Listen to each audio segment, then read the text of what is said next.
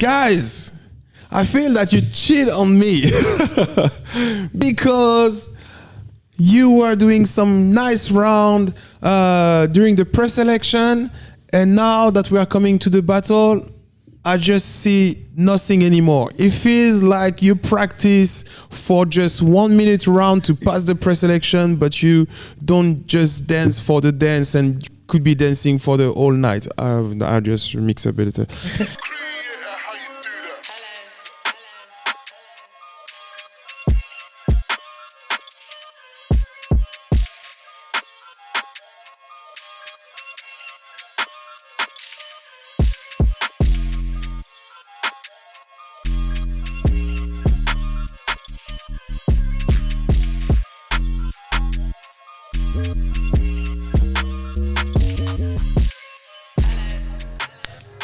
Take two. Yeah. Hey, what's up, everyone? Welcome to the Capsule. Hope you're all good. We are still at the Jam Festival at Swindon Dance. This is one of 3 podcasts that will be coming out from the Jam Festival. I don't know which order you're seeing them in, but definitely check out the Jam Festival. First of all, shout out to them and thanks to them and Swindon Dance for hosting us. Jam Festival is on every year. There's loads of cool workshops, great teachers, events, all sorts of stuff going on. So definitely check it out and come down next year. So I have 2 wonderful guests in the building. Yeah. Da, da, da, da, da, da, da. Okay. So, first of all, we have Clara Bajado, someone that everybody who listens to the Capsule probably already knows. Also a good friend of mine, also somebody that everybody in the UK scene knows, but also somebody that everyone in the French scene knows. Oh, yeah. And this is the connection between me and our other guest, which is one of the, I will say one of the GOATs. One of the GOATs of the hip-hop category. If you disagree, it's okay, but this is my opinion. Right. I think we're talking about you, right? Niako, Legion X, originally from France, now based in Oslo. No way. Yeah, somebody that, I mean... So just to put this out there and to be honest with everyone, this is the second time we're doing this podcast. we had some technical difficulty, guys. It happens, but Niako was a gracious guest and said we could re-record. But yeah, so I'm going to say some stuff that I said last time, but you didn't hear that, so it's fine. When I started hip-hop, everyone that I spoke to when I was learning or like I was looking for examples of what hip-hop was always referred to Niako as the guy, like the number one, like he's the top of the mountain. Check what he does, go from there. It's funny because we talked about it a little bit yesterday, but that another person that was someone that I looked up to when I first started, I didn't know him, but was Feist. Yes. And you were telling me that he was someone that you looked up to when you started, and he was like, he was maybe a before mentor also for me. Even we had this period where we start to work together, and for the little I would say the little anecdote. Yeah. I remember that one time, like the first time I saw like a dancer, like saving my ass during a job was Feist. Really? You know, I remember we were doing this video clip and I was trying to place myself all the time, and I don't know, the choreographer was always mad at me for any reason, and at one point Feist just come and say like, oh, it's okay now, you don't see he do his best, and he's just tries. It's the first time that he's doing that, so please. And I was like, my night. No, but also, and we from the same district, 95 represent. He was from Cergy, I was from Montigny-Beauchamp, and yeah, and for a period I was going there like pretty often. I was kind of under his wings and stuff, and yeah, and then after we start to work together in Italy and stuff. No, I mean, it's like Feist was like we always calling the la philo selon Philippe, the philosophe, the architect, and through the years we talk about it. So I was interested in many different styles, and through the years, like by the chance to be around Vice, I understand more how to structure my dance. So oh wow, that was it. Thank you, brother. Oh, that's not. I mean, yeah, I learned a lot from Feist through YouTube. It's like I didn't meet him for years, and I was like, I learned a lot from you already. So Clara, it's interesting now because you weren't here yesterday when we were talking. So it's interesting to have you in the conversation now because we were talking with Niako about I guess like I was asking him about the generations in France because for me, I didn't know that Feist was like in any way above. Like me, I think when I saw you before I saw Feist maybe. So then I was like, okay, maybe it's like Niako and I didn't know I don't know people's ages. It's all, I'm just looking through the lens of YouTube. So we were trying to maybe discuss like the timelines of the French scene and like who's kind of like the generations and how it all fits together. Cause I think it's important and it's interesting because it's like, we see different dancers, I think, especially outside of France or even outside of Europe, depending on who's listening, like we see people maybe based on like how well we know them or how well they do in battles. And I think, I mean, it's obvious to us, but it's not the only way to be important in the scene, you know? It's like you could not win battles, but you're still one of the people that influence like a whole generation of people, or you stop dancing and we're gonna see like, yeah, and we're gonna see like maybe like all the other people that are really good and winning battles. We don't see the person, but they influenced all those people. We touched on like Salas, and it's like maybe there's people that don't know Salas now because they just started or whatever, but you see the people that he's influenced and you're like, oh, I love their style. And it's like, well, yeah, they got that from Salas. So I think it's just important to, especially with France, because they're really in Europe, I think it's still now, you know, but definitely back then they're the top of the scene. So it's important for us to see like the people that we're looking up to, who influenced who and how did it come together, I guess.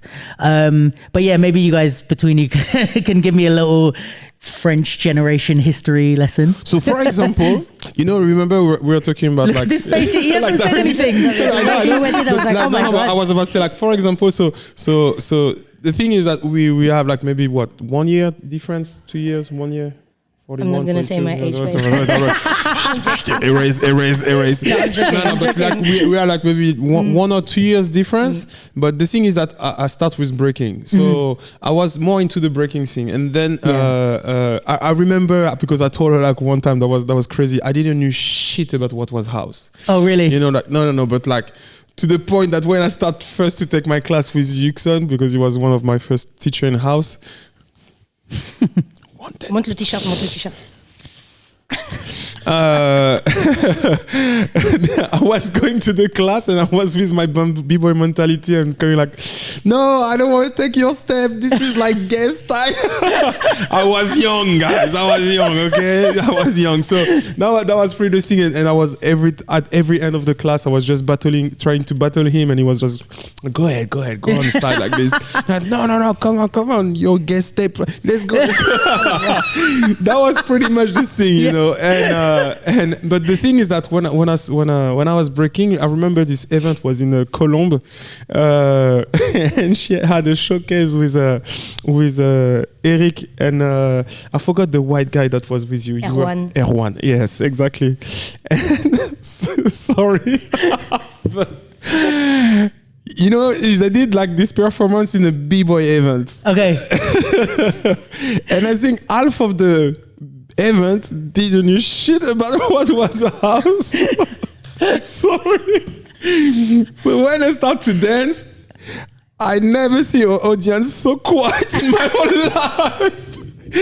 But the thing I was like, I don't know why, but these things remind me of something. And then I was like, oh, but he remind me of B-Boy Remind. And I was really looking up to B-Boy Remind. So beside the quietness of the room, I was like really paying attention. I was like, damn, that's really cool what they're doing and stuff, you know. And they were coming like with crazy jack at that period, a lot of train, you know, like that was kind of their signature.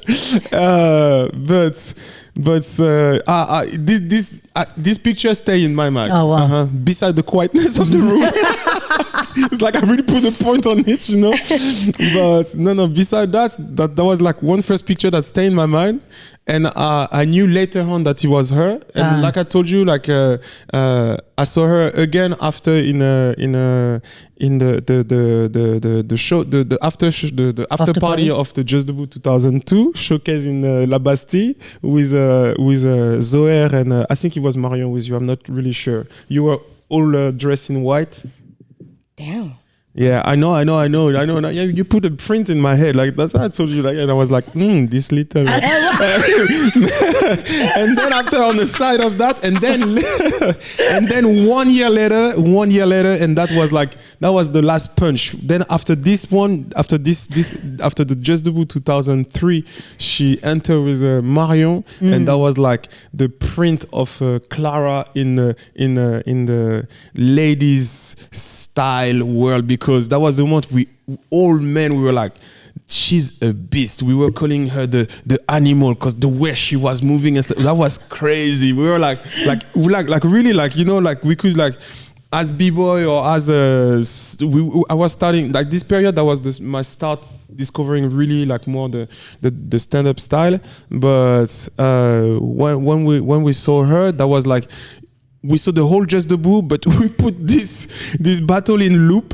Oh wow! Just to see like those two like getting down. They were coming. This was 2003. 2003. Yeah, it was our Wow. first Juste Debout with 2003 with Marion. Yes. Sick.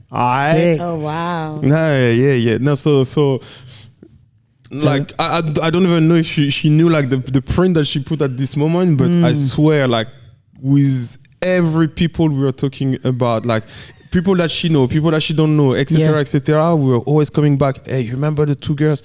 bro, the star, crazy animal. And then every time we were coming and joking and say like, hey, this is the animal, the beast. Sick. So yeah, the introduction of Clara on our side. You know? So where was this so I guess maybe, I don't know if you have a different, because obviously you came up through the b-boying scene and you came up maybe through more house and hip hop, I guess. Yeah. So do you kind of have a collective, like, where do you guys fit in with, because yeah, exactly. So like, who were, when you started, like both of you, who were the people that were like, you were looking up to, who are already doing it, and who did they learn from? You know what I mean? Because I guess that nice time ago, there was less generations above. Ouais. So that's yeah. But maybe you can give your perspective, and then I can give my perspective on my side. How? Ouais. My first mentor was Carl Kenwong, Carl Ibanus.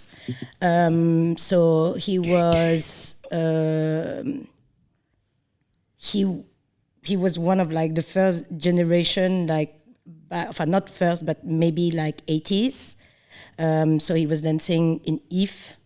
Like his generation was Junior Almeida, Nasty. So the one that we're talking about, but almost the first with also the Jeu de Jambes and the Jeu de Jambes, yeah, exactly. So Richard that was like Passy, the big first. And later on, Yuxon took me under his wing, like with the all-female group called Next Level. So yeah, like everything is quite everything is quite like related. So maybe like Yuxon, who comes like maybe from another generation, like after Carl, was still an eldest generation from us. You know? Okay, so but I think like we from that generation, we had like friends, or we had friends who had like other mentors who had like mentors from the same generation as ours. So for example, like Sandrine Monard, one of my best friends, she came like from Tony Mascot School. Okay. Which was like, again, same generation. Yes. As Carl. As Carl as the oldest. Yeah, all of them. So I think one of the things that is really important within the French ecosystem is really like this transmission thing, you know, where I think until a certain generation we can really like see Who taught who? Where the thing. was there and like who has been like The influence for the next people. Wow, my English is really that's a good point because like I was telling the previous video that you didn't see. Maybe one day we cut some. But that was also like where you start and who was influencing you. So like for example, we have just 2 years difference. But for me, since I start to be interested in stand-up dance in 2000 for example, so she was doing maybe hip hop since way. When did you start exactly? 97. So she start 90. We start pretty much to start to dance the same year, but different styles. So for me, when I when I arrive into thing, yeah, I'm You good. want some water? Some rum? I got something. So when I arrived like more into the stand-up dance, for me she was like the generation over me because because she was more into the style than me. So I was like looking up to her or looking up to Mish, for example. That was like when I was looking at them, I was like, damn, they are so crazy, they are so good, because I didn't start with the same style as them. But when I arrived in the scene, they were already there for a period, you know what I mean? And so even if you're the same age, it's like the generation is different. Yeah, exactly. The where we start and what we start with. So right. That was also this. Yeah, little trigger on the timeline and the matrix. And so then who do you guys see as like kind of the generation after you that we would know here, maybe like who came, like who do you remember when they started dancing? So for me, I remember the UDAT, all the UDAT crew. Because also some of their first battle, they were like really kids and they come and rip some ass until that was crazy until that they come in final and say like, no, now you stop here. Jimmy, little delicate Jimmy, you remember? No, but yes, you had them, and then I don't know if you know Nala. Yeah. Nala, so the generation of Nala, they were like under our wings. Yes, yeah, like when I started like figuring out, I was telling you yesterday, but like when I started 2007 and we didn't really know what the hell new style was. Like so I was like researching people and like the people that were, I guess, like the current people who everyone was looking at, and obviously I'm looking at like judge demos and stuff to see who is who. So for me it was like Feist, Joseph Go, Salas, Marvin, Nala, I'm trying to think who else was maybe that time, but Boo Boo, like these type of people were like, I was like, okay, cool, like these are the people to look at, you know, who are current. But I guess again it's the generation, because Laura was young. Yeah, so Laura was young. She started pretty young, you know. She was like 11. Wow, like 11 years old. Not like battling, but like in the taking workshop and classes. She used to go like with her mom. Yeah, she was quite present in the in the kind scene. of like Josh. A bit like this like type Josh, of guy. yeah. Like he's like older gen, Josh. but yes, Josh. You know Josh. So and then the thing is that, for example, let's say us, we were into the scene, Nala was under our wings, so it was like, oh, Nala is always there where we are, so it's like, are they the same generation? Of course not, but like age, but dance generation. Dance generation, like more or less. And yes, under this one, but it was like all the Marcus, for example, the baby of Dead Son, Boo Boo, like you said. So that was the generation pretty much after us, after mine, after her, after Yuxon, after Carl Lubanus, Junior Almedia, and all the guys. So kind of like this, and so pretty much all the names that you just named, like Boo Boo, Marvin, and all the stuff, they are the same generation. Nala, they are the same generation. It was the same generation, and after them, Nala, and I can put also the twins there, so like this everybody can have a reference. So that was the generation after us. And then you have all the generation of Roshka, YD, and all the young kids.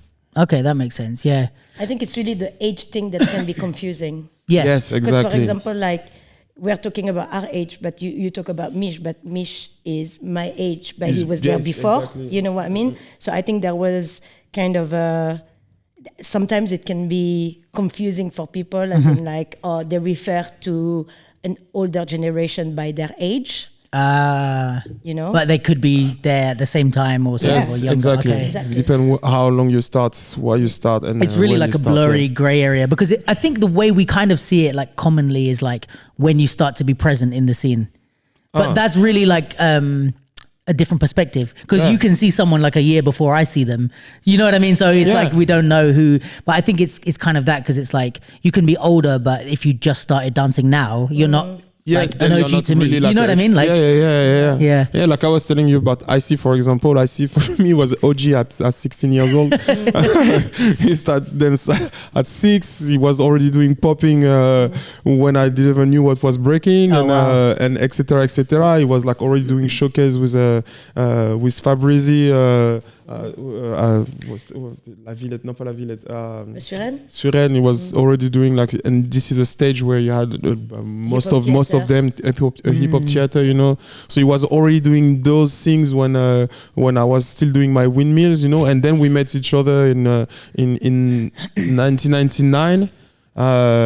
And then we start to dance more and more with each other. But Evan, we are exactly the same age. Evan is younger than me. We have the same name. But for me, he's the OG. He will still be an OG in comparison for his experience of dance and my experience of dance. You know what I mean? Yeah. Oh, that's interesting. So then again, it's kind of something we discussed yesterday, but it's nice to have Clara for a different perspective. But like how the stand-up styles came to France. Or, I mean, because we can talk about breaking, I guess, as well. But like, so, because we got a lot of the stand-up styles from you guys. And I think a lot of Europe You're did welcome. it. Am I correct in saying that? You're welcome. But we... Yeah, like I would say like France was the first place to have the stand-up styles. Like, did you guys get like house and... Like in Europe, I mean, like, did you guys get like house and hip-hop and stuff like that from... the States, and then it went from France outwards, or you know what I mean?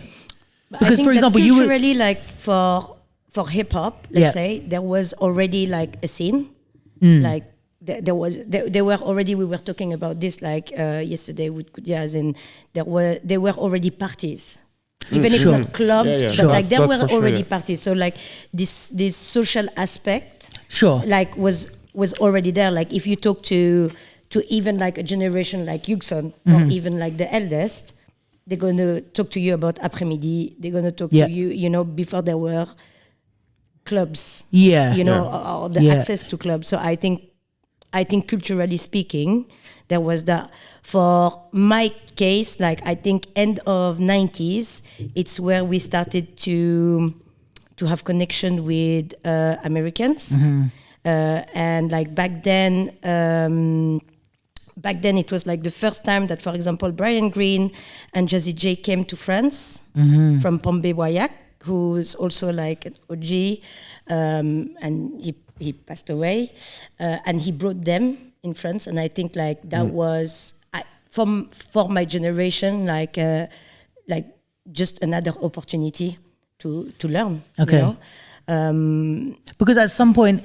The thing is as well for me, because I know obviously like even in the UK, like before we had like house dance, we still had like house clubs and garage, and we had these like raves. It's the cultural aspect, but to go like, oh, these are steps and there's a freestyle dance, and even we battle with this stuff or whatever. I don't think that was there at a certain point, and maybe I'm wrong, but like somebody kind of brought those things, and so like I think the battle like and correct me if I'm wrong, Niako. No. I think like Juste Debout brought like those styles on the battle, on the battlefield. Yeah. You know what I mean? But at the same time, before Juste Debout was created, there were already like house clubs where we were going. Yeah. House parties. But were you doing like, when you were going, let's say before, because I wanted you to kind of say what you were saying about Juste Debout, because it's really interesting, this idea. But when you were going to house clubs before this idea of like the battles and stuff was introduced, right? Are you going like, okay, we're doing this step and this is called this, or are you just dancing like how we all dance in a club? Like my first experience of, for example, the Queen Club, which was like, it was a LGBTQ plus like club in Champs-Élysées that was like strictly for LGBTQ community. And every Wednesday they used to have this night called Respect. Okay. Which was open to everyone, you know? And one of my classmates back then brought me there. So we're talking about 98, maybe 99, something like that. And she brought me there. And that was the first time, for example, I think I saw different style of dance on house music. So there was Sala there was Steep, there was the Serial Steppers before, it was Serial Steppers. There were all of them and they were getting down, you know, in this mixed crowd of a club. But it was like they were doing the styles. Yeah, they were doing their styles, but like what you see is just dancing, people getting down to the music. People getting down to the music. So it was not even something that was like specific, you know. So you had like them, and I'm talking about like specific styles, but you have like Mission Impossible, for example, you know. So like or Ikenji even. So they were all like club heads back then, and they were already like doing those moves. And yes, but was it like Jack swing and really they saw it somewhere they saw the move somewhere to recreate it, or they were just you know what I mean? Like for example, Mission Impossible, like they went to the States. You know, they went to the States, and I think like that's another podcast because like for example, Edie, like he told us like his story of like his first time going to New York. Yeah. And it was just because like he saw a video of Brian Green. Okay. And he couldn't speak like English properly. And he would go to New York and go around the street and just ask like people with locks or going into like hip hop shops and go like, oh, you know this guy. You know, no way. Yeah, I know. Like, the story is mad. It's crazy. He couldn't speak like English. And like for him, it was like, oh, if I saw this guy on video, everyone should know him. Wow. You know? So he just went like going like Brian Green. And like people were like, what? You know? And then, I don't know if I do like history legit. Sorry. But for 4 days, he was like walking around like New York, and he was like, he didn't know he was nearby Broadway Dance Center. And there was like this traffic light, and he saw this Japanese guy with locks, you know? And he asked him, he said like, do you know Brian Green? And he just pointed up, and it was Broadway Dance Center, and that's where like Brian was like teaching. Like the story is like mad. Yeah, guys, we didn't have Facebook and YouTube before. For real. You know what I mean? For him, you can't text him on Instagram. He didn't know where to go. Like, yeah, like it was really that. And this is, who was it that did this? Idi. And he's one of the people that like brought these things back so at the beginning. Even if you talk like they're the ones that really are known to have travel and bring back the information. Wow. You know, and shared it. Also Magic Force for Belgium with the link of Yuxon and exactly. Because you have this big style New Jack Swing, and in Belgium, like they were like already like into choreography, showcase, and when we were just getting down in club with those moves, they were already like more, let's say, advanced in a term of presentation of the style in front of the public. Yeah. And then this information also went through through Yuxon with the hype and stuff like that. So when they were bringing it back, obviously, like we said, like we didn't have Facebook, YouTube, and stuff to be sharing the stuff. So when you say they were sharing the information, like were they teaching workshops? Were they just going in the club and be like, guys, like check this? Or it's exactly that. Just in the club, I remember, like, I don't know if I'm remixing stories, but it was really this thing of like, oh, they're gonna do something and. You know, they're going to be like, oh, I've learned this. Or like, oh, what are you doing? Oh, I've learned this. It was, again, it was the social aspect of you learn something and you just show we were talking about that with Keenan yesterday, but like he was talking about like the whole history of light feet and stuff. And he was talking about some of the dances, like the chicken noodle soup and this type of stuff.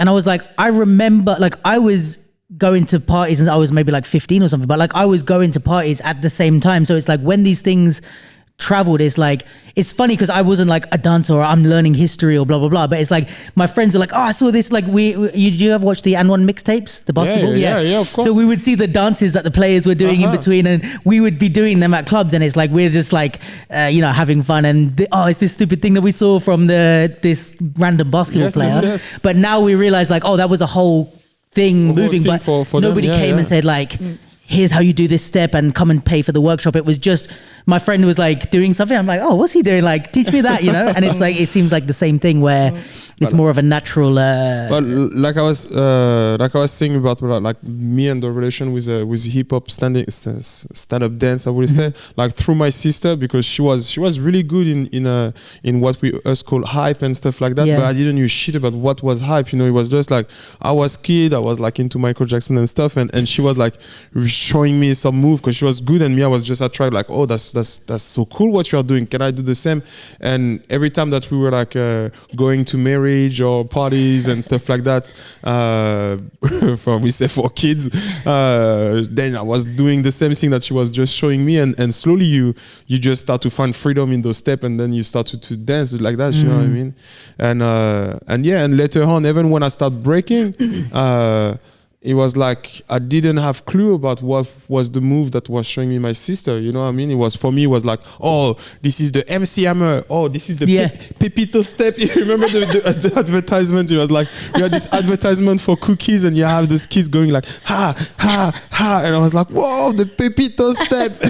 And then I was watching the clip of New Kids on the Block. I was in love with those guys. I was like, whoa, look at them. And then they're coming, tonight, boom, boom, boom, boom, boom, tonight. And you are coming and doing the step and the move, and then my vocabulary was like, that's the New Kids on the Block, the Pepito step, my sister in the kitchen, and the MC Hammer. That's so funny. And because I think it's really interesting as well what you were saying yesterday, that like the styles, when they came, like you said, they kind of transmitted in a more natural way, and people were just dancing them. But what Niako said to me yesterday that I didn't even really know is that like not only was Juste Debout like a big influence of like other battles too, and it was like the kind of big one, but it was like they created the format of that in stand-up. Yes, but that's true, because even, for example, and that was like one of my questions forever, and I think I get hate for that, but no, I don't know. But like, why in popping,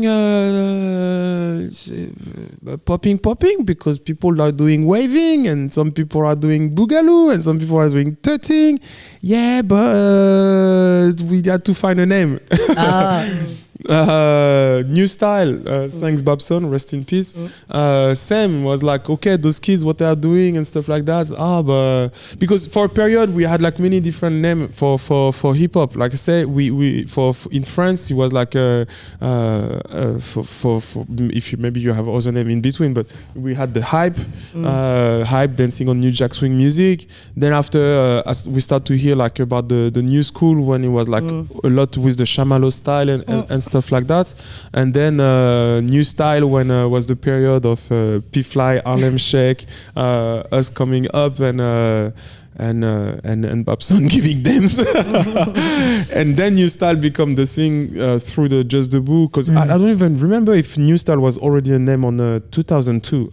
I'm not even sure. I don't think so, because it didn't really have like, I'm not category, remember that. No, it's just the DVD was not completely clear, But yeah, arriving straight 2003, 2004, then boom, you had the name coming up like. So before that, it was like breaking and then just stand-up dance. There wasn't really like separation of categories like that. Yeah, popping and locking was, you had popping, locking. Okay. Yes. Hype. Hype was there. Hype was just but there, But definitely was not like in any competition or So we could say that could we say that Juste Debout created the hip hop freestyle category? That's a big statement, but the category, yes. The category, yes. Because I guess even if the cultural dance was there, it's like were people battling in that style before Juste Debout did it? Maybe no, not. but like you're No. like category. Hip hop yes. and house, definitely. Yeah, House as well. definitely. There wasn't like house battles like that. Mm. That's interesting. Like I was explaining. We keep referencing the podcast and nobody's gonna see. Yeah. But Battle of the Year, that was one of the biggest b-boy event, and that influenced like the world as well as the Juste Debout, I will say. For like I was saying, like the b-boy groups before, they all had their stand-up dancer. You couldn't have like a b-boy group without a poppers or without a lockers. And that's how Wanted exactly. they make You the know what I mean? difference as well Yes. in Battle of the Year. So yeah, to like you had this long period, and then slowly you start to have like only the popping and the locking as a showcase, and then when Wanted arrive and they just like we said, they murder like b-boys with Pat Bourré. Lamine, it's like the b-boy Lamine was always joking about that and saying that, hey, you won the Battle of the Year with some Pat Bourré. I was dying, but they changed completely the configuration of what was a showcase, what movement you're gonna bring into it, what style you're gonna bring into it, and they really, for me, Wanted bring back like the original aspect of this is hip hop and 360 degrees, and it's like, okay, we have the breaking, but in the breaking you have the rocking, you will have the bounce, and then you have some footwork, and we just put that everything together and just enjoy. You know what I mean? And that was like a big tournament into the b-boy the b-boy culture and the b-boy the b-boy show aspect, because from that, I swear, like it was 2001. From 2001, victory of Wanted in showcase and in battle. The years after, I see like some Wanted hashtag in every show. You know. So yeah. Right. So yes, it's just interesting to know, because I was saying also that like we know that Juste Debout was like, especially. Maybe I think my generation maybe has a bit more understanding, but even the generation below, they just see Juste Debout as like, okay, it's the big one, but maybe not understanding the importance, because like, let's say it's like, okay, Juste Debout is the big one, but then so is like Summer Dance, so is this, but you don't maybe realize that it's like, it was the Juste But Debout is the reason. it's generational, because like, for example, I know that the meaning of Juste Debout for me is completely different from people who are younger, but like the meaning of Summer Dance for some of the youngest is completely different. But it's also like, is their new reference, of course, in terms of like what it means at that moment, but also before like what the big ones like Summer Dance or like SDK maybe used to be, or some of these ones that are like these kind of big name battles or whatever. But Juste Debout was just what you try to say, and what is it is that Juste Debout was just the first. It was the first. It was basically Noisy-le-Champ. I remember now. That was the place of the Juste Debout, the birthplace of. Noisy-le-Champ. You would come out from the RER. There was like handwriting, orange thing on the tree saying Juste Debout here, like arrows. There was no security, so it was like school bench to do the queue. you know what I mean? Yes. And he's saying it was like, and that was not the that first. many people. The first 50 or 100 maximum people. You know? And the year after, because you could really feel that people wanted to have something like that. Year after, 3,000 people. We had to wait that people were tired of the event for us to be able to come in, like because the security was there's not. Generation, so there's Noisy-le-Champ if you come like from the first, but a lot of people are gonna talk to you about Coubertin. Okay, you know, that's the like that was the before second Bercy. Place. The basketball court one. Yes, exactly. This is what we know from the tapes. Like so it's also like, oh, for some people, Juste Debout, like in Bercy, is wow. But like for a big part of the generation who has been there like from the beginning, Coubertin was the second shit. Exactly. And it's true. Like everybody has a different reference point to the, of course. Because it's like we were talking yesterday again about the Salah and Damon battles, and like me starting the first things I ever saw was like popping at UK B-Boy champs. And it was like, there's battles that I remember from that, like Slim Boogie against Jadawi, and like these ones that really like stuck in my mind, and Salah. And then we were saying it in Juste Debout with Salah, and was it Salah and Damon against the girls? Salah and Damon against Claire. Magali and Claire. Yeah. Yes. And it was like, I feel like there's a whole generation Magali, of dancers Dalton that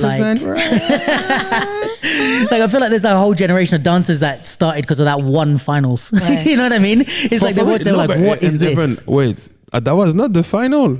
It wasn't the final. No. That was not the, and this is always the mad. thing. But that's the beauty of it. Is like it was like this moment was such a moment, a crazy moment that everybody thought it was the final. Yeah. You know what I mean? Like when you asked me, It's the one. 2006, it was your final? No, it was just this moment was crazy. And people remembered that. But no. It was the same impact that those girls had to us. Like at this point was the same impact that Salah, Damon, like really for us was already Salah was just an incredible dancer, and we saw him like all live there, all together sharing. And then you have Damon that was like an OG that I remember at that time, like the impact, he had two impact on me was like, first of all,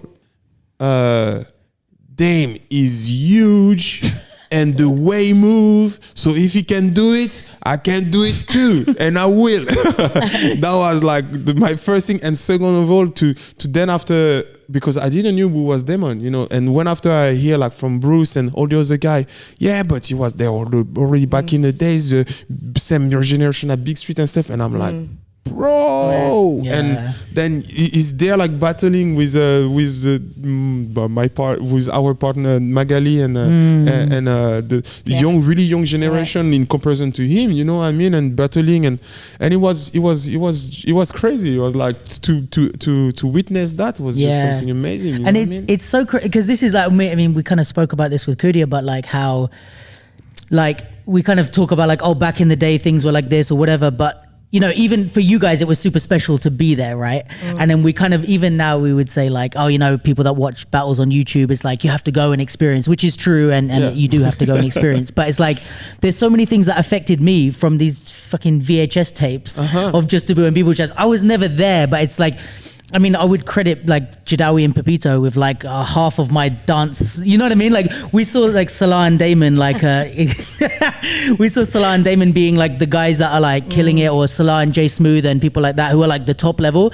And then I was like, who are these motherfuckers that are like standing opposite them and they don't give a shit? Like, and they're like cool as shit and just like, fuck your tissue. You know what I mean? Like, and for me, this is like with my crew, like when we started, we were like, because let's say when we started, we had like, the poppers and the dancers in the UK who were like the big, even like Plague and Sean and those guys, and we wanted to be like the Jadawi of that. We're like, okay, these guys are the best. We might not beat them, but we want to be the guys that's like, fuck you guys. You know what I mean? Like, and so for us, it's like we were really inspired by shit like that, and it's crazy that it's like. So one thing that is like for you guys, it was like a moment in like French history, but for us, it was a moment here in London, and there's probably people in Japan that were like, that's true. So many people can get inspired, but in so many different ways from like one moment. You know what I mean? I think that's what like became like the game changer of, you know, like seeing battles as in like finding that moment that you thought was a final. Why? Because after the game changing was like to be a winner. So like the focus would be like, to be a winner. Whereas like before, when Juste Debout started, it was not even like a matter of winning, but it was a matter of being part of it. Yes, so exactly. when the magic was happening, it was like, why? You know? I think it's more like after like, maybe from 2005, where it became like the competitiveness as in like, okay, it's if about you winning. If you win, then it can open you doors. So I think it became like a game changing, like not only in the mindset, but like in how you could approach and approach it, you know? But That's for true. us, like when we talk about like, it was the only one, we just wanted to be part of it. Because there was no other. But do you think none of the platform? That's true. Like, You know? like talking about impact, you know, I just have like picture that just like she was talking about that and it's like, we wanted to be proud of it. I just remember like you were just like have some picture and be like lucky that I saw that, like I don't know, so the round of Iron Mike in 2003, the round of Feist and Polyrek against Yuxon and Deadson, seeing like Bopin 100 using Juste Debout, Link. When you're talking about Iron Mike, he was an underdog when he came. Really? He was he just came out of nowhere, and I remember Bruce saying like, watch him. Really? That was crazy. Those moments. He was from Rennes, like it was, and he came out, and everyone was like, "Whoa!" Sick. So I think that's the magic of it. It's like, do you think that though, like, not to be like, oh, it was better back in the day, but do you think we're missing a little bit of that mentality now? Because sometimes the way I feel is that I love that is like we're just being part of it, and I think it translates in your dance because you don't. If it's not like it's only the quarterfinals, whatever. You're like I'm in Juste Debout. This could be a moment even if I lose, and then it's like I think now sometimes it's like it still happens, but it's like say for example at the Kingdoms League thing, like the finale, like Rory versus Chanel. It's like it wasn't even the finals, but I remember that battle more than the rest of it. I think you know what I mean, and it's like. I think we do still have those moments in battles where it's like you don't have to have one to like leave an impression with everyone. It's like it could be a fucking prelim and it's like I'm gonna remember that. But it's like, do you think we kind of sometimes as dancers we lose that mentality? We just thinking, if I don't win it doesn't matter, nothing meant anything. You know what I mean? I think first it's generational. Like if a whole generation has started through battles, then there's this kind of competitiveness that you have to build up. True. I think it comes like not wisdom because it's a bit deep, but like another understanding of like what you're watching or. Not white yet. I'm joking. There's a guy got the bench of it. but I think it's also like this thing of, again, it's not. I don't think the wisdom just come like with age or with gray hair, but I think it again like there's a difference between like just wanting to be part of something, and like wanting to win, to take part of something to win. Like I'm here to dance in this, or I'm here to win this. It's like two different. Like it's completely different, but it's different because of. When it happened, again, it means more now. It was the only platform for us. So all we wanted is to be there on the lineup. We just wanted to be there. It was not like that was it. We won already, like representing like our style there. And you could even feel it in the event for the crowd. Like the energy that you could have in Juste Debout. Until the last one in Bercy, and even in Bercy you have like crazy energy, but I don't know when we witness like Noisy Champ and you just like see like the whole crowd going crazy like that, you see even the camera shaking and stuff. In comparison to this kind of a really beautiful place and with 10,000 people and stuff like it, of course it's something different. It was more intimate, you know what I mean? Yeah. So when the energy was going around, like, bro, if you miss it and then you have your friend that told you like, hey, yesterday, bro, if you are, and then you're like, my boss didn't let me to go out. Why you say that to me?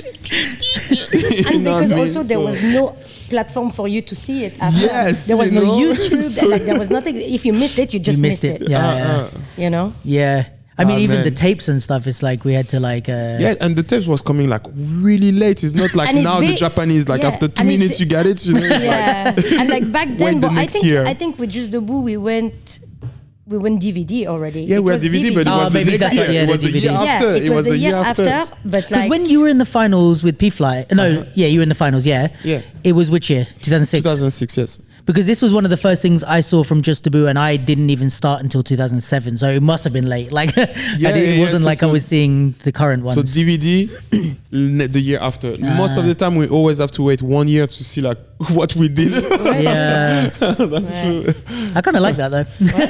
Yeah, and back in the days, it was not like your phone was not recording nothing, it was just calling and closing you. So if you wanted to see, was like... I think there was also this thing of, you think that things... Maybe because we were young, there was this thing of like, it's always going to be there. you know. So I Yeah. think like in terms of archives or things like that, I know didn't I've think been about like it. really bad at it. Yeah, You know, that's true. You had like people who had like who were always like filming Yeah. or always like archiving things, but I think there was really this thing of like you just don't want to miss the moment. Yeah, Yeah. it's And more Also, important. there was Moments, not exactly, like this that's true. access of if you had to film, you had to come like Yeah, sure. film. You know, it was not like. But I film think like even this. now, like, you know, I think there's a difference between just filming something for like socials and like archiving. Because also with this sort of stuff, I'm like Yeah. more tapped into like the archiving sense of it. And it's like, I'm even thinking about this a lot with the way we film and stuff. It's like, we have like, let's say in like 50, 100 years, we're going to have loads of like 30-second Yes. rounds, but we're not going to have a lot of, archive of like the culture of culture, battles. yeah, And I that's think true. even we talk about like battles being almost separate from the party culture and the hip hop culture. It's like the battles is one thing, but there's still like a. Oh no, it's okay. But there's like a whole like culture and like things that happen in battles like outside of the actual rounds. Yeah. And it's like, are we documenting even the photographers? It's like, you know, there's a lot of pictures of battle rounds, battle of the but you know, focus, like but not people really in the the crowd and in the stuff like crowd that, yeah. ciphering and like just hanging out. And it's like there's people that are at a lot of battles but they don't enter or win, and it's like, I don't know, capturing all the other stuff as well I think is important. No, but completely. I mean, it's like if that was one of the cool things. Like for example, for the DVD of the Juste Debout 2006, from 2000 from 2003 to 2000. No, just 2000. From 2004 to 2006, because he was oh shit, I forgot his name. Who was filming the? Il avait le comment ça s'appelle? He was owning the Still Doof. But now that you forgot, I'm so I forgot. sorry. I'm so sorry. he made you forget. No, man. Yeah, I know him like somewhere, like forgetting like this. That's so bad. Oh, I'm sorry, brother. We're gonna zoom in on Don't Clara's hate me. face. They're like, But we come back, it's gonna yeah. So remember. he was the owner of a Still Doof website. You know, that was like some of the first platform where you could have like some videos and stuff. And the way he was what does it mean? filming. Still do. Style de ouf. Style de ouf. Yeah. Yes, in English. No, wait. DE. Style de ouf. No, it was just funny. Like every time you were mix it up, Juste Debout and say Juste Debout. Okay, stop joking. Well, when it first came, when Juste Debout first came to London, I heard so many funny So funny version of it. Juste Debout. Just a bit. But yeah, so that to say, like the guy that was filming this, the Juste Debout at that period, he was really trying to pay attention about everything that was happening around. So, Yeah. for example, I was telling you that in Juste Debout 2006, we had in 2000 from every time that we're in Coubertin, we always had like moment around because people could freestyle on the side of the scene, or you had like the boom side, like you call it like this after, but we had this room where many things happened, like where the fire was going, like the Belgium coming out, people from Netherlands, STK, and all the guys, and we were like just destroying each other every time I finish the battle on the main stage. You run into the room and you just kick out some of the guys, you know, on the other side.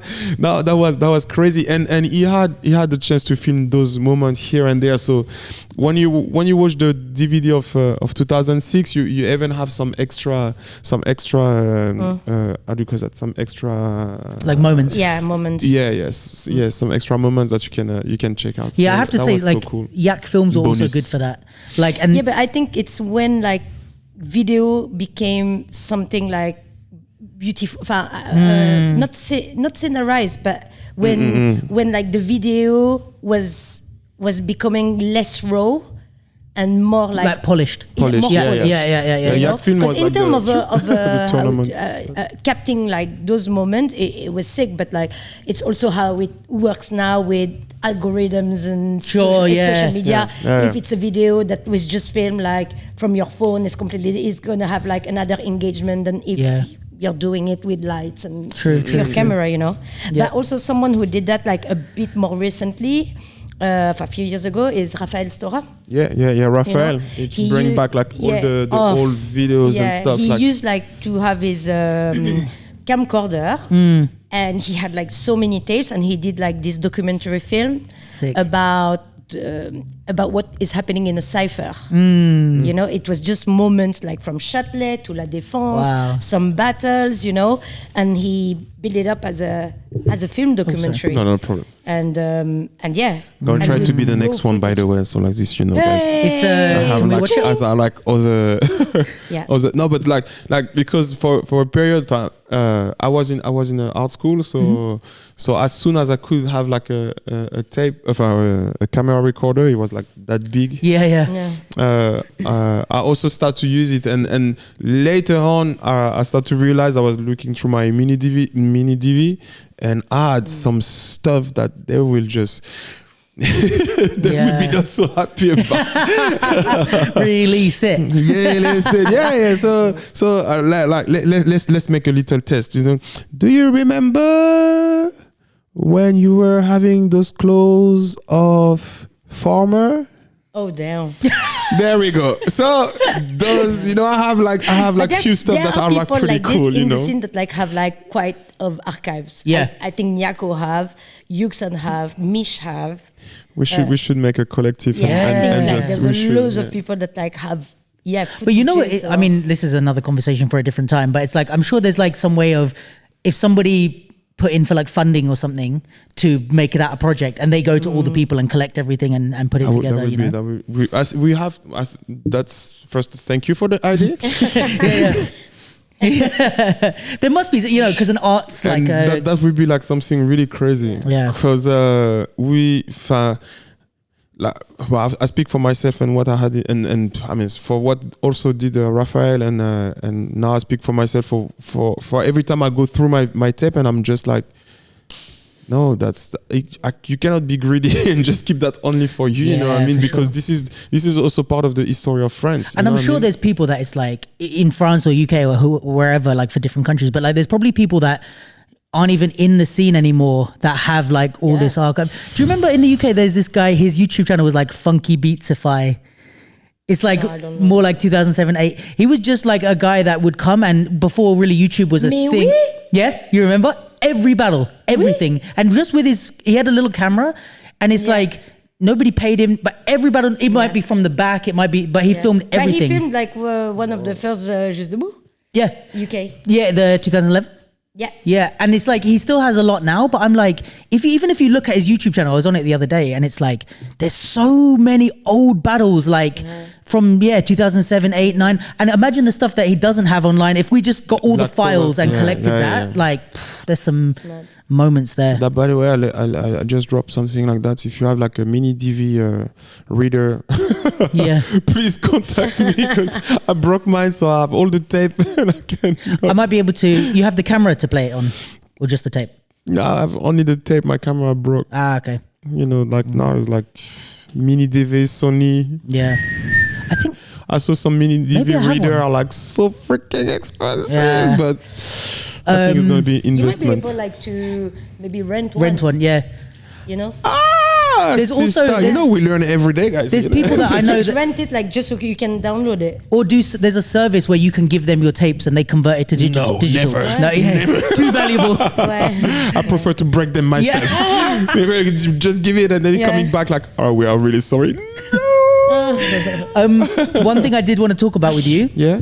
is the Pop City speech. So Pop City speech. Pop City speech. 3, 2, 1. no, because we were talking as well about hip hop, and I've had some like me and Kieran go back and forth. Like I spoke about it on the pod, and then Kieran was like, listen to it, and he was like, you talking shit, man. And then we spoke about it off the pod, and then I spoke about it again on the. It's like we keep going back and forth and stuff like that. But about hip hop and like the use of the bounce in hip hop and the rock and the groove and this kind of essence that I've had moments of feeling like it's not as present or it's not as valued anymore. And you kind of said something at Pop City when you judged here. Yeah. I don't remember when. It was before the COVID, I think. So Okay. 2000 what? Or 18 or 17. Yeah. Yeah. Okay, so yeah, a bit ago, but Yeah, it'd be interesting to hear like what it was that you kind of saw and said at the time. But also, I guess, just for the three of us, of like how we see where it's going and this type of conversation about the bounce in hip hop. So I said, let's put us back in the situation. Guys, I feel that you cheat on me because you were doing some nice round during the pre-selection, and now that we are coming to the battle, I just see nothing anymore. It feels like you practice for just 1 minute round to pass the pre-selection, but you don't just dance for the dance and could be dancing for the whole night. I just mix up a little. One thing also at the same time is that I feel that you're cheating me because some of you were like just get bouncing and stuff like that at the pre-selection, and then now suddenly everybody is just really stiff only in the how do you call that, only in the techniques and concept and stuff like that, and I don't see the dance anymore. It's not exactly that, I'm sorry guys, but just remember that it's important at one point or another we see the foundation of hip hop, that the fundamentals of hip hop freestyle, that are bounce, rock, groove. Plus, that is the parenthesis, because time to time also Mr. Wiggers always speak about the boogie. Back to me. And also to remember that we have like those one that we call the three technicals. That's going to be the roll, the waving. So the detail is not waving, just waving, but the waving like the full body, like going into a flow, and the skate, aka translate by the footworks. Yeah, that was pretty much it. So guys, I want to say that, and I was getting mad, and I was throwing my stuff. No, that was not true. I wasn't doing that. Maybe inside. And they throw me out of the room. No, bounce, rock, and groove. I told you guys. Imagine. No, that was pretty much what I talked about, and this is something that I saw that we are starting to miss a lot in France, but so I have this understanding. I'm not like I'm not the Hitler of dance, you know. So I really have this understanding. The music change, the flow change, etc., etc. But like you precised it, if we listen to trap music, we still have this bounce going, like in the body of people when they dance to those music. When we have like I don't know, like 90s feeling hip hop, like boom bap, we have this different bounce going into it. Back in the days when we were like dancing on Dirty South, aka the start of the trap music, by the way. When we were dancing on Dirty South, you have this bounce. We bounce even by itself was like giving like a different flavor on different style of dance. You have the BK bounce, the double bounce here, etc., etc., and that was already just by themselves a dance.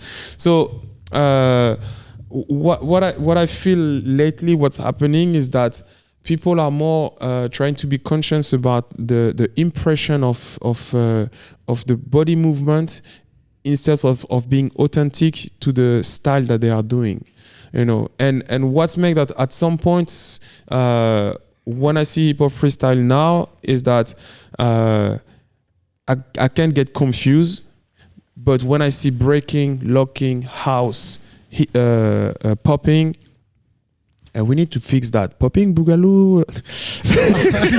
Are you going to open the... It's going to bring trouble in the dance hall. Hey, if you're going to argue, do it in the comments. Yes. We need the engagement. It's fine. Popping is popping because I'm a boogaloo. But if you do only waving, are you a popper or not? Yeah, but no, because you don't do the pop. I'll let you struggle with that. Thank you for the comments. But I mean that we can clearly understand those old styles. What the style is. But when it comes to hip-hop freestyle, and I understand everything that's about, okay, I express myself to the music and stuff like that. But at some point, for a long period, we could like like I said, I could dance with her, and you will have this connection creating like naturally because we were speaking the same language. I can speak the same language with my Caribbean accent. She can speak the same language with her Thai. Wow. Oh, sorry. I forgot Philippine. Oh, my bad. I had a confusion. Like, I'm sorry, guapa. I'm sorry. Tagalog. Now we need to zoom in on the. Cut it. Oh, my bad. I'm so sorry. Sorry. It was my moment.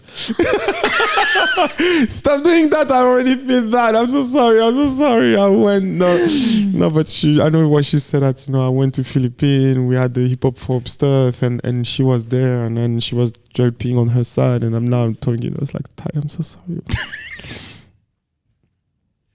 No, we need 1 minute of silence, guys, for my mistake. So the same language. So what I feel is that people try to be so original, and this is a big power of France, and I'm really proud of that France keep on inspiring the whole world and stuff like that. But when you arrive to the moment that you lose the authenticity of the style, and I will take the sentence of Buddha Stretch that say like freestyle is not free of style. Is that at one point, but we start to speak different language, and in France, like in this period, because I speak also a lot about some kids of this new generation as well. For me, it's kind of hard to hear that, for example, a group like Son of the Wind with Lumi and all the other guy become for a period like, oh, bro, you bounce too much. The what? Yeah, you hear what I say. Attends, mais répète. Like Son of the Wind, like that. Some time to time, people could come and say like having this comment of saying like, "Oh, bro, you bounce too much." Oh, wow. Oh, people said it to them.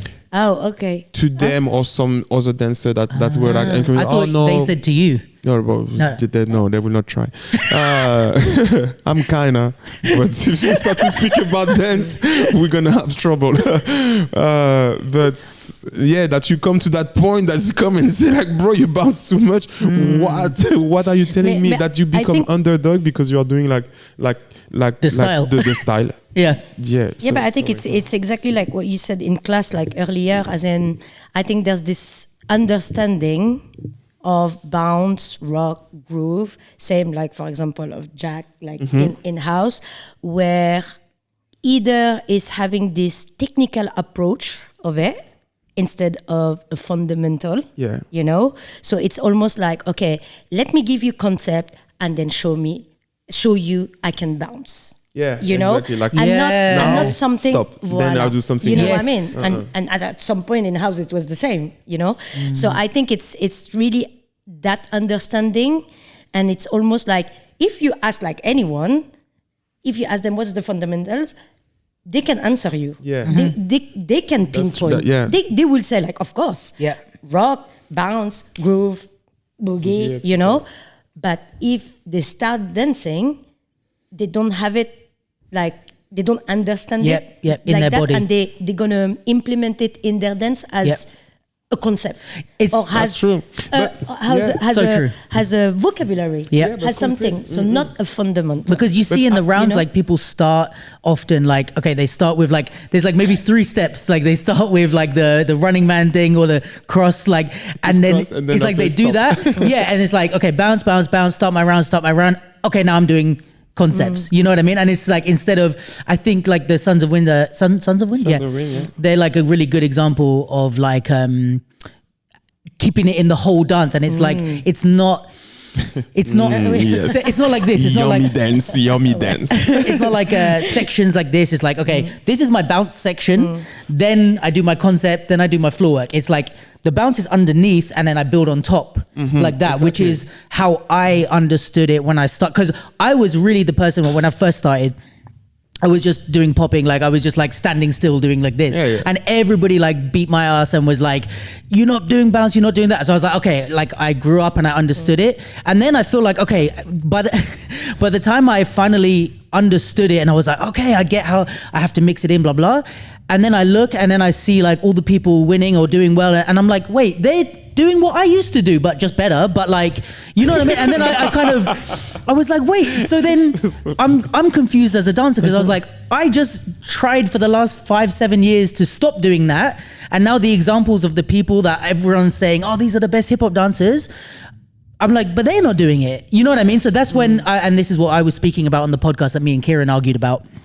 Because I was saying like, it made me like fall out of love a bit with hip hop because I was like, well, I learned this is the style. Now we're all saying these are the best. And I'm like, but this doesn't match in my head. Like if you teach me popping, I can look at the whole thing scene. And I can say, that guy's probably the best, right? And then they're like, yeah, he's the best because he does what I've understood as popping. But in hip hop, it's like, it was at one point, I was like, I've been taught that this is hip hop, but when I see the people that are winning, for me, it doesn't make sense, right? And Kieran's point, which is true, is that I'm only looking at there are other people, like he was saying about Lumi and people like this. He was like, yeah, but you're ignoring them to make your point. So I'm focusing on the negative, not there are also Alex and Lumi and good dancers who are doing this. Yes. He has a good point as well. It's like I think I was just seeing only the negative. I think that's where you're rock paper scissors. I think it's also committing to what you like. You know, how do you mean? I mean, if again, like you got like compromised by who won. Yeah. Who won was the standard of like what it's supposed to be. You know, but if you commit to a taste, you know, maybe like not everyone like ginger. I'm saying ginger because we were like eating that. But, you know, but it doesn't mean like the majority might not like ginger. Yeah. But it doesn't mean that like you do. Yeah, can I say something? You know what I mean? So I think it's also like this, like how that can compromise like your personal taste. Yes, just because agreed. the standard that you see is what is supposed to be. But I just say this only on behalf of like younger generation, because I know there's people feeling this as well, right? Because the thing that I feel, and I know people have felt, is that I agree, and it's like you have to stick behind what what you value. But also when it's the people that are judging or teaching who teach you these, like you go to the judge workshop, for example, and they say bounce and rock and blah, blah, blah. And these are the foundations. And you go, okay, I understand. And then they vote against you to someone who doesn't do any of that. And you're like, so you are the one that... Okay, so that... wait, but just to finish. I just say that to say, you have to understand, like, for a younger generation person, that gives them a confusing message, because they say, you tell me this is the most important thing in the world, and then somebody beats somebody without doing it at all, and you saying, yeah, they're the winner, oh, congratulations. And you're like, wait, so I want to do what you tell me to do, but I also want to win. So do I just fuck what you're saying and do the thing to win, or do I do what you're saying and lose but do the style proper? You know what I mean? I'm not saying I think it's true, but I feel like at this point, and that's also like something really important to understand. So for example, I don't know, somebody is doing the Running Man, for example, say like, okay, this is a fundamental of hip hop. Okay, he's doing his Running Man, and the other one is doing okay, I need to be careful about what I say. He's doing I know. I have a better example. Okay, I'm jumping into choreography. So okay. I was in Portugal. It was hip hop event, blah blah blah, dance, blah blah blah. Hip hop event, okay. So everybody come do hip hop and stuff like that, and you have this, and they do everything. Okay, they do popping, locking, blah blah blah blah, everything. They do it so bad, but like the choreography is nice. Everybody is on this same tempo, blah, perfect. So nice. But everything I'm seeing is fake locking, bad hip hop, dirty shit. Sorry for the shit. Okay. Dirty breaking. Some nice backflip and stuff like that here and there to have some whoa moment. And then it was just really bad feeling in terms of, okay, no, like even the dance was not there. The choreography was there. You know, we can choreograph even a walk. Yeah. So the choreography was there. And then on the other side, you had this other group. I think they completely mistaken the battle, but they did voguing from A to Z. Perfect. They were like doing their things and stuff like that. Yeah. like we were all judging and we were like looking at each other and we were like, that like we know he's right in big hip hop, you know. It was like, okay, choreography but he was right hip hop, you know. And we're like, how can I judge this one? Should I give the merits to somebody that do something that have nothing to deal with hip hop, but try to that thing that is doing the thing that they are doing, they do it well. But they are doing like their style, they do it like perfectly, and it's not a fake version of it. So that was a big dilemma.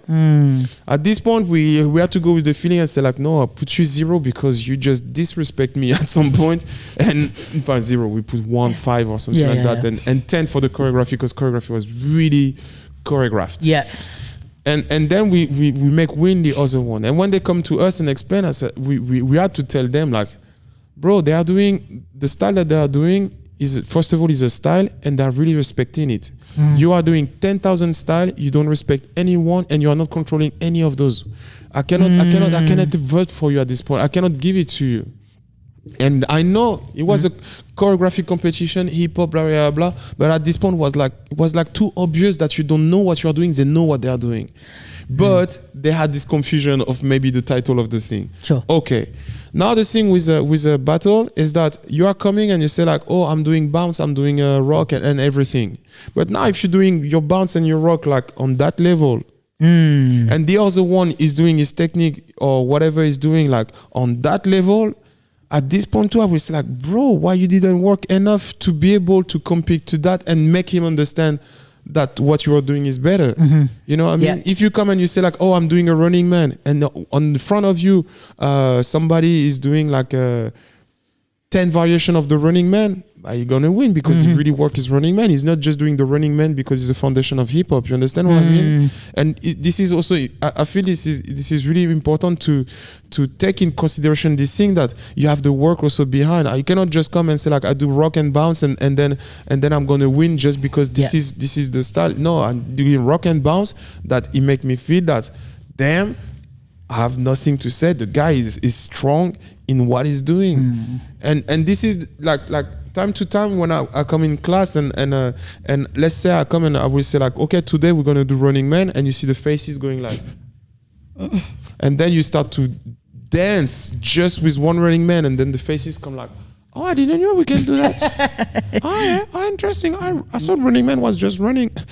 Yes. You know, you understand what I mean? Yeah. This is important to take those fundamental and make it strong, because the other guy maybe his fundamental is 13, but he's so strong that what is building over gonna beat like your house that is kind of shaky on the fundamentals. You understand what I mean? Yeah, and like 100% agree, but I think what is the reason that it's confusing or that people get annoyed is because people don't say that. Like they don't what you just explained. I think if me when I was younger, not so much now, but maybe the younger generation, if they came to you after they lost and you said that, I think they're going to be like, this makes perfect sense. But I think we get you didn't bounce enough, and they say, well, what the fuck? The guy that beat me didn't bounce at all. So what do you mean I didn't? And it's often the explanations that make people angry or make them not understand what's happening. You know, I will take one guy as an example. It's Majid. When Majid was young, I'm gonna say the story. when Majid was young, you know, he was winning everything in Germany until that we came and judge. And you know, it was not in Germany. I think it was the little city where he was from, and he was like this little cocky young boy, 14 years old, 14 or 15 years old, you know. And so he was doing all the choreographic style a little bit, and he had this whole attitude, you know.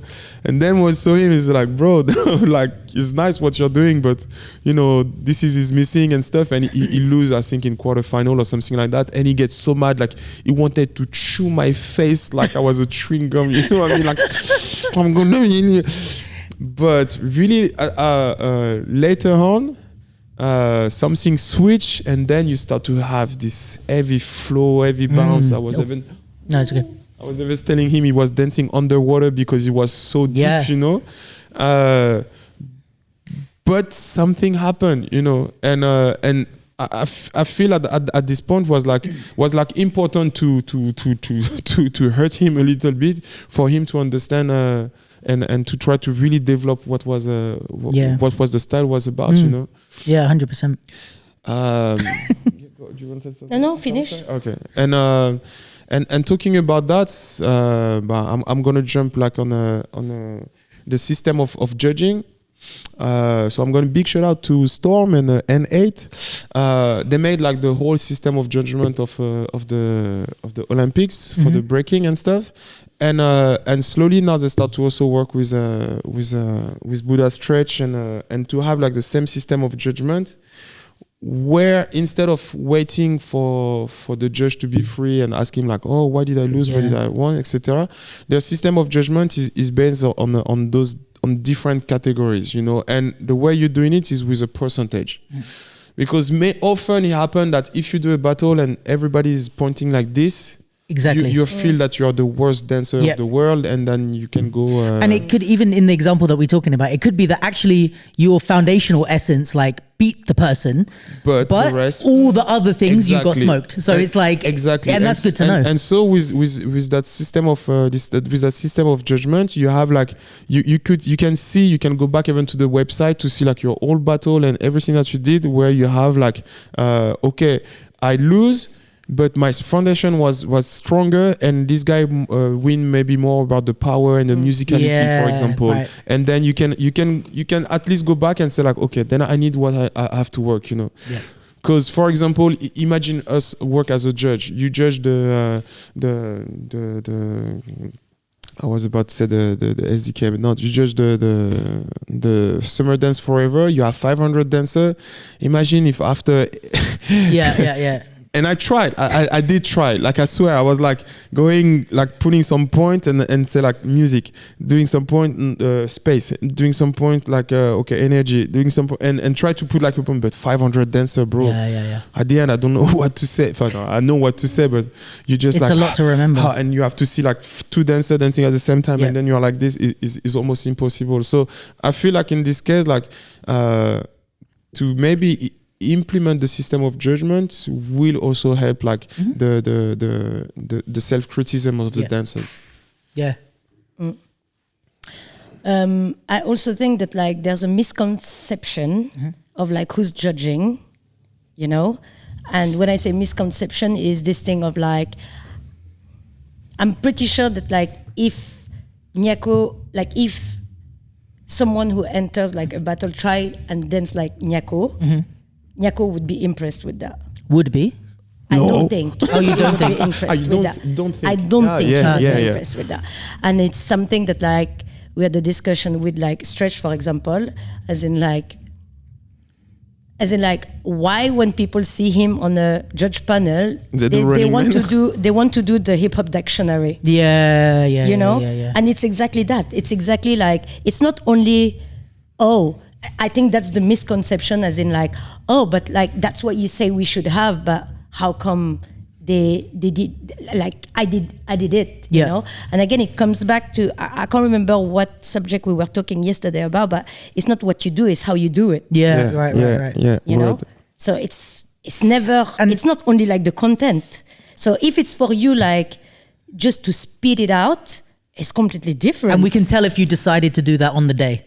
Like you just like, okay, I'm going to do running. It's like you have never trained this in your life. You're just doing Running Man, like you know, and you can see like definitely, especially when you have OGs like on the panel. It's really like the record, this thing of like, but you know, but you know, like it's really true, and I think it's the hard thing, and this is why it's a lot of a younger generation. Like I had it, and then I grew up and I learned a bit more and I understood. But it's a maturity thing, because it takes a certain eye to see the difference between somebody maturity, not wisdom. Voilà. Yes, maturity. Yeah, it's like you see somebody that does foundation steps or does like a whole round of like Running Man and this type of stuff.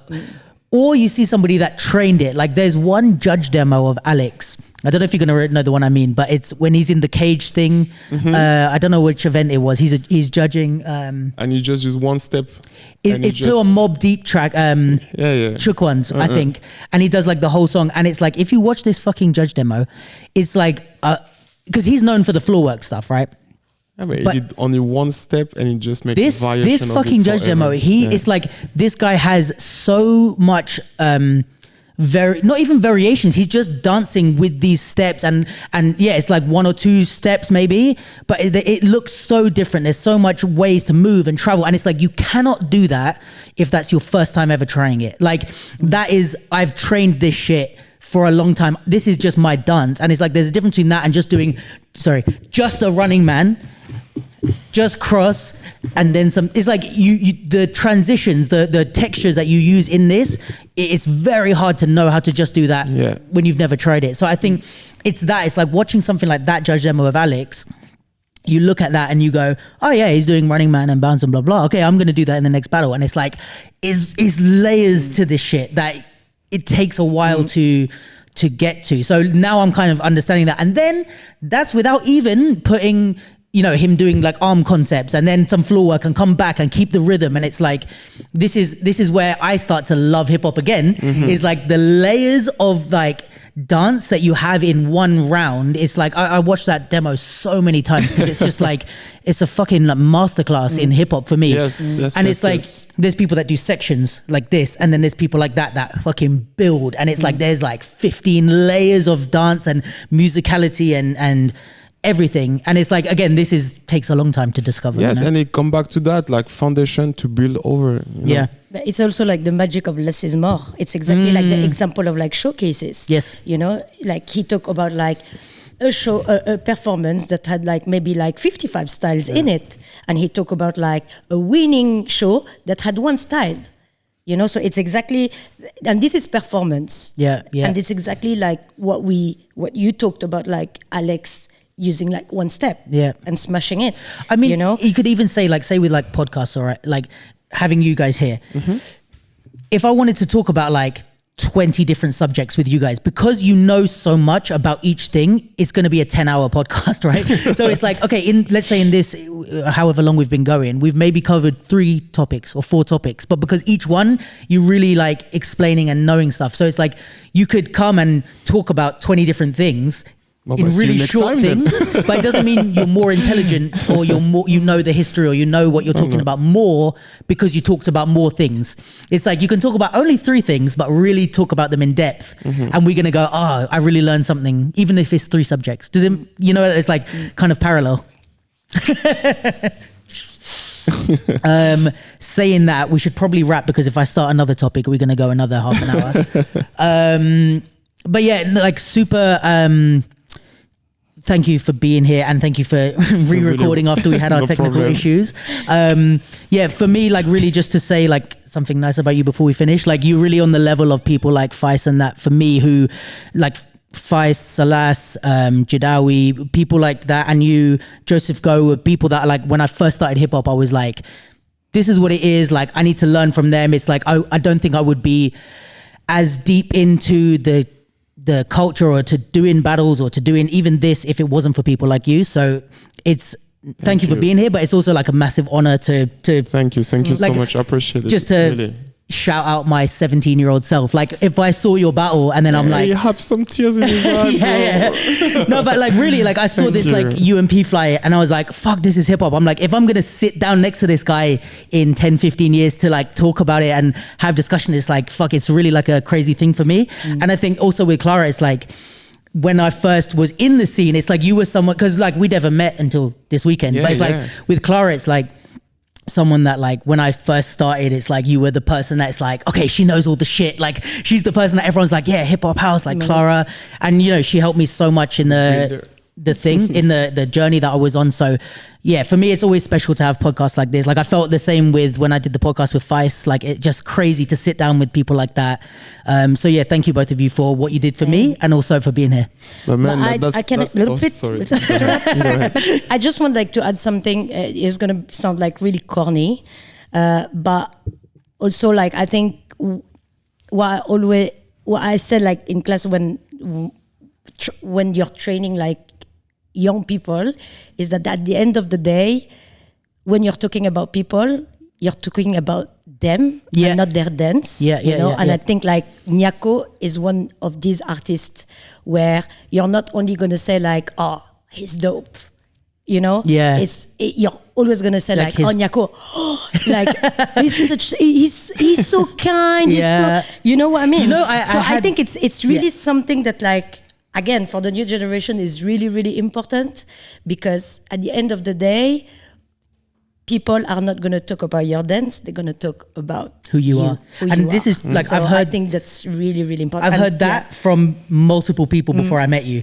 Like there's people that have spoken, like just in talking about dancers, and it's like, you're right. Like, and now that I'm thinking about it, people that have brought up Niako, I'm like, oh, he's sick. And they're like, yo, he's so nice. Like he's really funny. And like all the stories I heard about you before I met you, which is today or like yesterday, but like all the people that have spoken, yes, is like, oh yeah, this round or this, but it was like, oh, I have this funny moment or this thing that he said, or, you know, it's true. It's really like, you give more than just your rounds. Oh yeah. Yeah. They're speaking like I'm not there. But I think it's really important, because I think longevity like is that as well. It's not only like how good you are. Yes. You know, it's how people like remember you. Yeah, because there's always going to be another good dancer, but there's not going to be another you. Ouais, you know what I mean? Exactly. Yeah. But you know, like just to put like a little point on that, like I feel like, you know, you also get influenced by the people that you are meeting, and really I have to say I had this chance that for myself, you know, I was looking up to crazy people like for me, Remind, B-Boy Crumbs, Storm, Brucey Kenji, Mr. Wiggers. That was like the first panel of people that I was watching on VHS.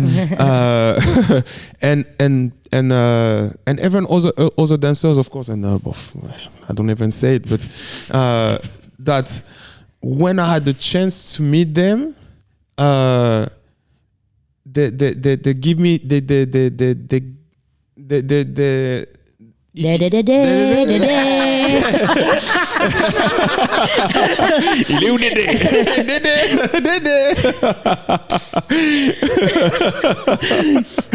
no, but they really give me this the love that the love that I have for them through the dance and through what they were doing. When I met them, it was like